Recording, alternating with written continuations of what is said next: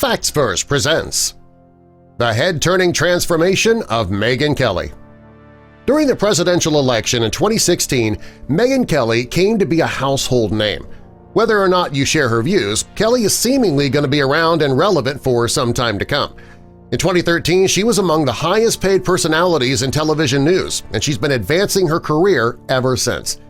Even before everybody had an opinion on how she was dressed at the Republican National Convention, her fashion choices have been making waves along with her no-holds-barred version of reporting the news. She's as direct as she is sassy and sexy. There's no denying the head-turning transformation of Megyn Kelly. Kelly was raised in Del Mar, New York, which is a suburb of Albany.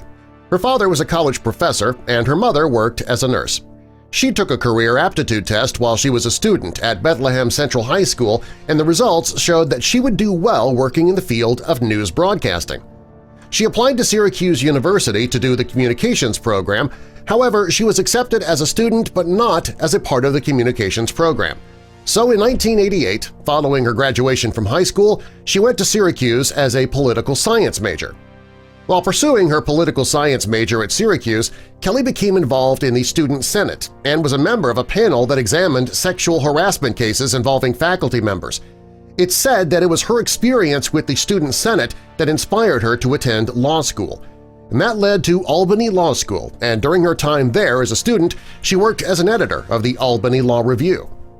After graduating from law school, she practiced law in the capacity of a corporate litigator at Jones Day, and she held the position for a period of 9 years. Kelly also worked as an associate of the law firm Bickel & Brewer LLP in their Chicago office. After almost 10 years of practicing law, she experienced burnout and decided it was time to change professions. In the process of choosing what that new profession would be, she questioned herself about what she could do that would use some of her legal skills, be more enjoyable, and still be intellectually stimulating. And she found working in news to be an obvious choice. Before becoming a member of the Fox News team as a network correspondent in 2004, Kelly worked for WJLA-TV, ABC 7, as a general assignment reporter in Washington, D.C. During her stint at WJLA-TV, she was known as Megyn Kelly, as she was married to anesthesiologist Daniel Kendall at the time. She covered stories of both local and national interests. These stories included the D.C. sniper saga and the presidential race of 2004. However, Kelly was meant for bigger things. Her demo tape was passed on to Kim Hume, who is the spouse of news correspondent Brit Hume. The tape ultimately got the attention of Roger Ailes, chairman and CEO of Fox News at the time. The rest, as they say, is Fox News history. In 2006, after a 4.5-year marriage, Daniel Kendall and Kelly divorced. She married Douglas Brunt in 2008, who was the president and CEO of Authentium cybersecurity firm at the time. He now works as a novelist. Brunt has always been extremely supportive of his wife's career, and during the presidential election cycle in 2016, he wanted to defend her against Donald Trump. Besides getting married, 2008 also turned out to be a big year professionally for Kelly. She was invited to attend the Republican National Convention in St. Paul, Minnesota. This convention was the event where many got their first peek at her media presence and her avid sense of style. She was dressed in a plain brown skirt, a white-collared shirt, and a brown vest. The look was both professional and classic. With the first few buttons of the shirt left open to create a V-neck, she showed off a bit of skin, and a showy beaded necklace was noticeable under her blonde hair. Clearly there was a bit of playfulness under that vest, which was anything but an olive and brown drab. In 2009, Britney Spears was criticized by Megyn Kelly for the lyrics of the song If You Seek Amy. Kelly was opposed to what she viewed as its profane and sexually explicit lyrics. Kelly called for the banning of the song by the Federal Communications Commission. Alternatively, she'd be okay if it was relegated to a time slot when kids wouldn't be exposed to it. In response to the criticism, the video for the song starts and ends with a spoof of Kelly as a news anchor on American News, which is a parody of America's Newsroom, the platform on which the song was initially criticized. Her takedown of Britney Spears may have had something to do with the kicking in of Kelly's mama bear instincts. 9 months after her criticism on America's Newsroom of the lyrics to If You Seek Amy, she delivered her first of 3 children, September 25, 2009, and named him Edward Yates Brunt. She went on to give birth to Yardley Evans Brunt April 15, 2011, and Thatcher Bray Brunt on July 23, 2013. A few months later, she appeared at the premiere of It's Complicated, which was held at New York's Paris Theater. Even though she was only 2 months postpartum, she donned a skin-bearing and form-fitting black gown with a sequined collar. The dress was among many that would highlight her superbly toned arms and showcased that women could be stylish even after giving birth. In 2010, 1 year after criticizing Britney Spears and likening her use of veiled language to Howard Stern, Megyn Kelly appeared on Howard's radio show. Topics discussed include when she lost her virginity, premarital sex, her legs, sex in the television news business, adult films, and her love with her husband. The 2010 appearance again became news in 2016 when Trump used it to highlight Megyn Kelly as a phony after she referred to his comments about women as being sexist. A few months following her appearance on Howard Stern's show, Kelly went to the 6th annual BGC Charity Day. After a less-than-conservative interview on the show, her black peplum dress sported conservative short sleeves. However, the form-fitting skirt was well above the knees, which is a relatively uncommon thing for Kelly, whose previous dresses worn to this particular event typically hit right at knee level. Still, Kelly wouldn't be Kelly without a bit of bling. At this event, she sported stacked gold bangle bracelets and delicate gold earrings. In 2010, Kelly was interviewed and engaged in a photo shoot with GQ, which had the critics buzzing. The interview itself was not the cause of the piece to gaining attention. It was the skimpy black bodycon dress that she donned in the photos accompanying the piece that caused the controversy. An article in Huffington Post referred to the photos as revealing. Like everything else, the attention on the photos died down for a while, but it was plunged in the spotlight again during the presidential election of 2016. Kelly stood by her decision to take those photos, stating that she was not ashamed.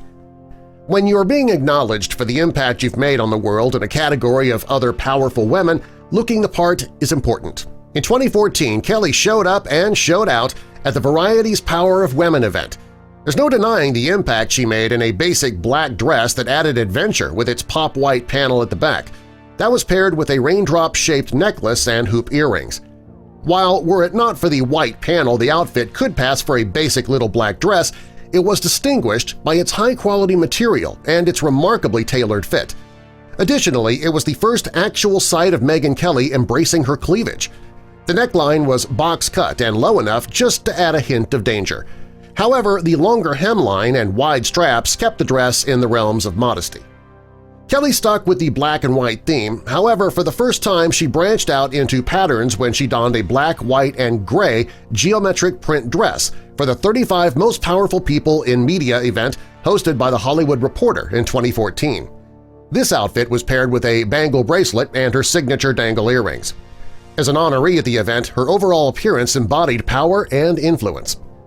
Kelly showed up at the final Republican presidential debate held in March 2016 wearing a respect-commanding white blazer and skirt combination.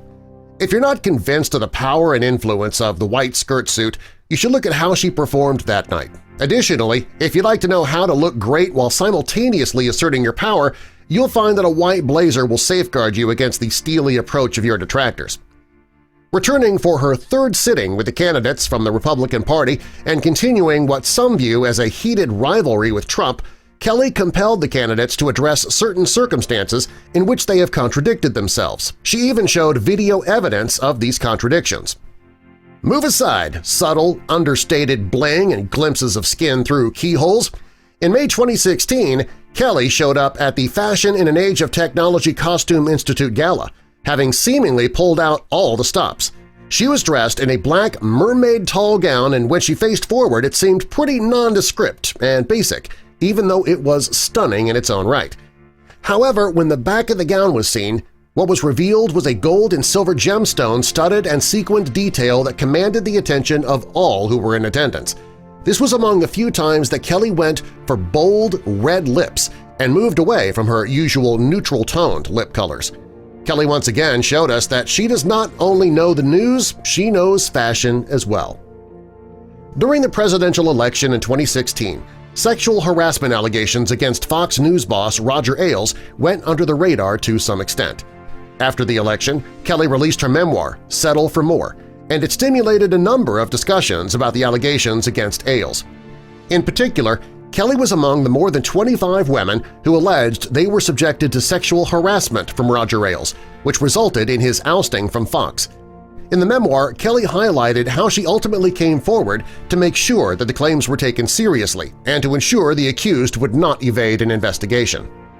From being an attorney to becoming a high-profile media personality dressed in conservative clothing to becoming one of the hot topics of discussion from the Republican National Convention in 2016 for her halter dress, Kelly has undergone a grand metamorphosis before our eyes. She has shown that being sexy, bold, and trend-setting is not an indication that you can't be understated. Furthermore, it certainly does not mean you can't be powerful as well. She does not consider herself a feminist. However, her advocacy for other women while doing her job and her courage to stand up to Trump have paved a path for women to say, wear, and do whatever makes them feel powerful, sexy, and comfortable. Without a doubt, Kelly has shown through the years that things are better when the hard questions are asked and you show off a sense of style accentuated with a bit of bling. Subscribe for more!